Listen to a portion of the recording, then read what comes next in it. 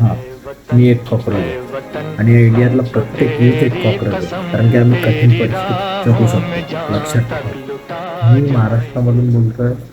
रात्रीच्या आत्ता 12:59 म्हणजे 1 वाजले जवळपास. माझ्याकडं ब्लॉग आहेत ना भरपूर आहेत.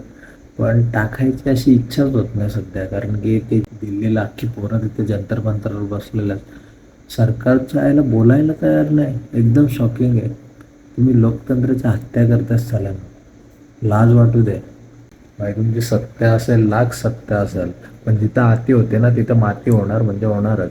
ही येणाऱ्या पोरांच्या फ्युचरच्या हक्काची लढाई आहे आणि त्याच्यात सगळे सामील होते. त्याच्यात मी सुद्धा सामील होईल आणि तुम्ही पण सामील हो. एक कॉमन विचार करा ना, त्या अभिजित दिपके आणि सोनम वांगचूक यांना काय पडलेले का? ते त्यांच्या त्यांच्या घरी सेटल्ड होते, त्यांच्या त्यांच्या आयुष्यात सुखी होते, तरी पण ते नीटच्या पेपरसाठी कोणासाठी लढतायत? तुमच्या आमच्या फ्युचरसाठी लढतायत. तर त्यांना पाठिंबा दिलाच पाहिजे आणि द्या. आणि खरं सांगितलं तर मी जास्त इमोशनल नाही आहे, कधीच एवढा इमोशनलच नाही. पण भाई आज त्या सोनम वांगचूक सरांना तुम्ही अशा पद्धतीने उचलून नेलात. ते एवढे मोठे सायंटिस्ट असून देशाला एवढं योगदान देऊन पण तुम्ही त्यांना विचित्र पद्धतीने उचलला, त्याच्यानंतर शिवीगाळ सुद्धा केली.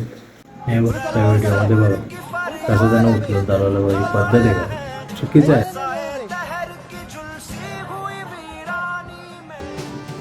लोकशाही, समानता आणि संविधानिक मूल्यांच्या रक्षणासाठी सगळ्यांनी एकत्र येऊ. जय हिंद, जय संविधान, जय भारत.